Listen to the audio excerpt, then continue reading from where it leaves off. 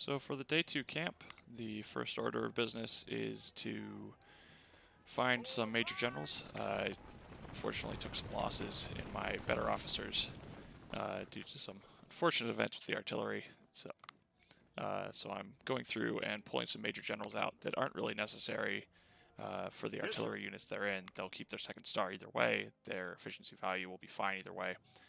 So I'm just going to replace them with captains for now, and I'll get some other officers in place for those later. At the moment I'm sort of searching for more officers I can pull out because I know I'll need a few more. A lot of what I'm looking for is like I'm just comparing the command bar versus the efficiency and sort of a decent feel of what level officer will be good enough to serve in that role. You can always check, but as you play more you'll sort of get a feel for it and you'll know about how much each officer will get you. So I have to replace myself.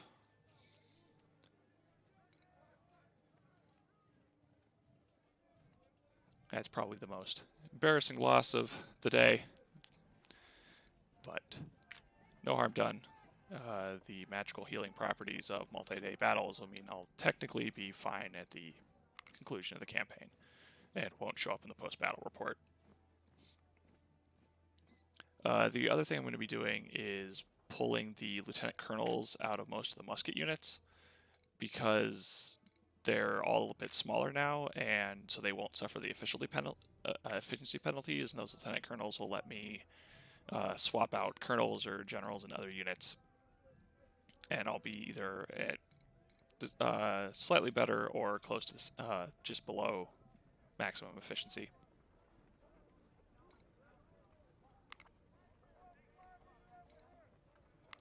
And majors will control those units just fine now. You can also see, like, you've got some pretty decent XP gain. Holding off on selecting the perk for that unit.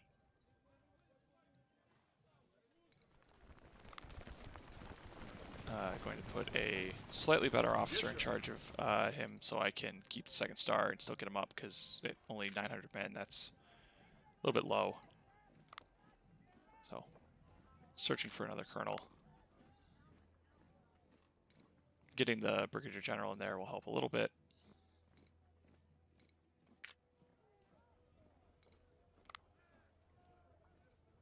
Fortunately, this process is a little annoying because if you don't plan it out just right, you end up having to swap officers back and forth multiple times to see what you need. It'd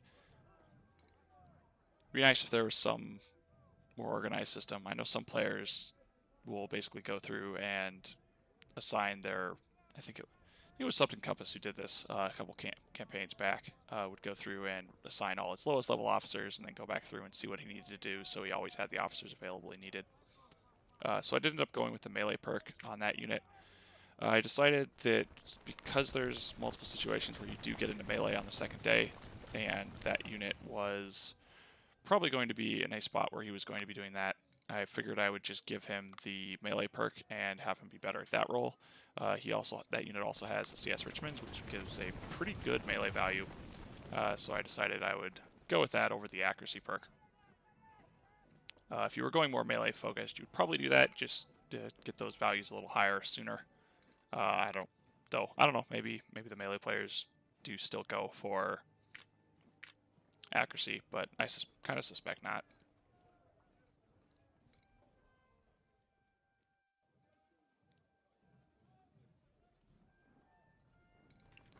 That was the poor 20-pounder unit that decided to walk straight into range of the fort. Oddly enough, didn't lose the officer there, I guess. I don't think I replaced that one already. So at this point, going through and checking for any captains that I left hanging somewhere. A little below efficiency on that unit, but that unit isn't doing anything important either, so probably be fine. But going back through and checking for any captains that I have left over.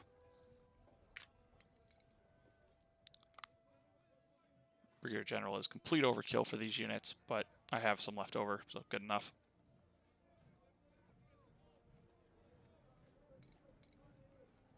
And now I realize that I need a few more. And the captain doesn't, or major doesn't quite cut it, so but I have 2 musket units right next to it, so I should be able to just grab the units from there. I guess I didn't see it at the time.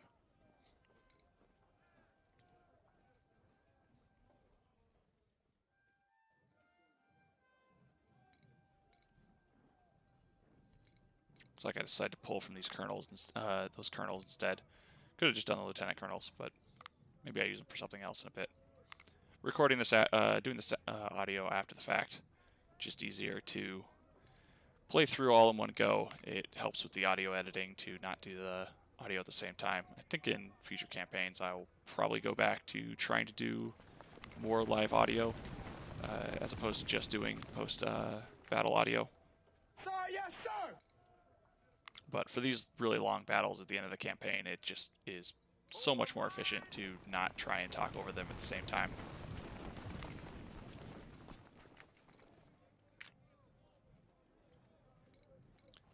Okay, so now I'm moving on to checking for units that got new perks.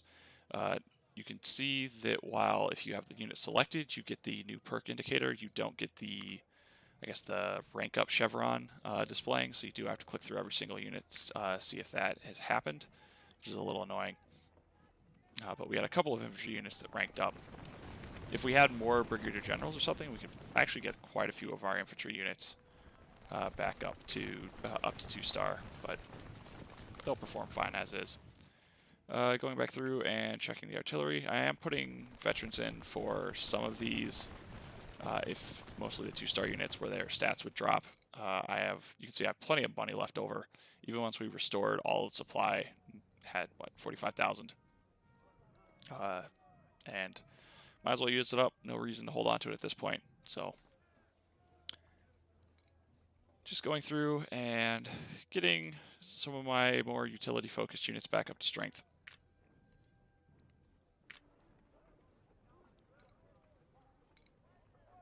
Don't care about these stats a whole lot, so just getting the units back up there so they can be effective. Don't need veterans for any of these.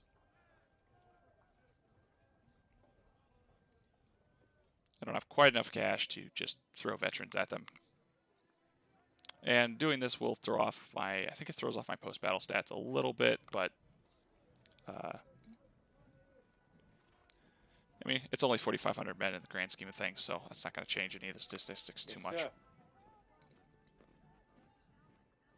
Part of the reason I'm investing to get the cavalry back up is in the, I guess, the southern phase of the second day. They can be really useful at destroying the enemy units coming in the northeast.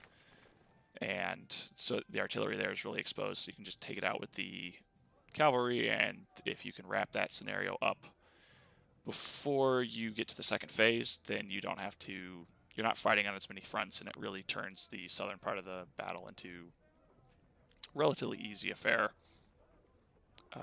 Which is not how I remember it in the past. From the last time I played it more than a year ago, I thought the southern phase was the hard part, but from my test run, definitely not the case this time around. Probably just because I have a much better army this time. So I'm throwing in about, well, I guess not a steady amount. Basically, I'm looking for units that are around 1,300 or lower, and throwing in around 200 men.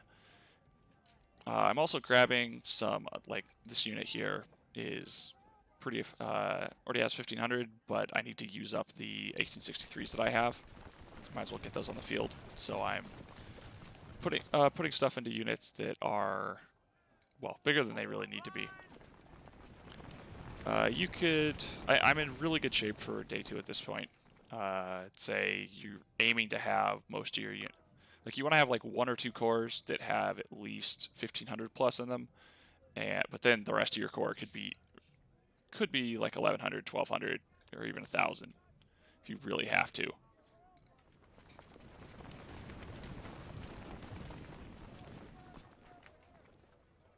A few of these units I am putting veterans in. If they're a little bit, either if I need to try and preserve a star or something like that. But you can see we're slowly using up the money. but we're still going to have enough to do what we need. If you come into this with less money, then just don't use veterans at all. Definitely would have been nice to have more Enfields, but I didn't have any more available with the way I set the units up. So it'll be a couple of those units will be a little bit smaller.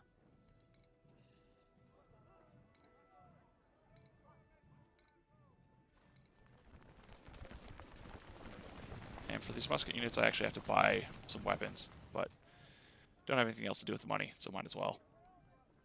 You can see I also went with the melee perk on the musket unit. It's primarily what it's going to be doing regardless, so no reason to try and turn that unit into a shooter.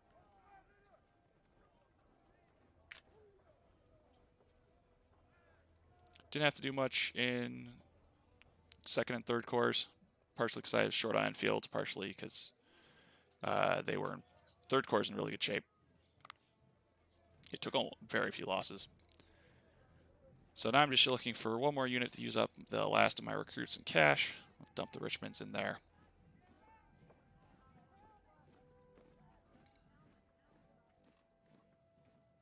And not the most efficient way to do this since we put in rookies first, but that gets rid of exactly what we need. And there we go. We're now set up to go into day 2.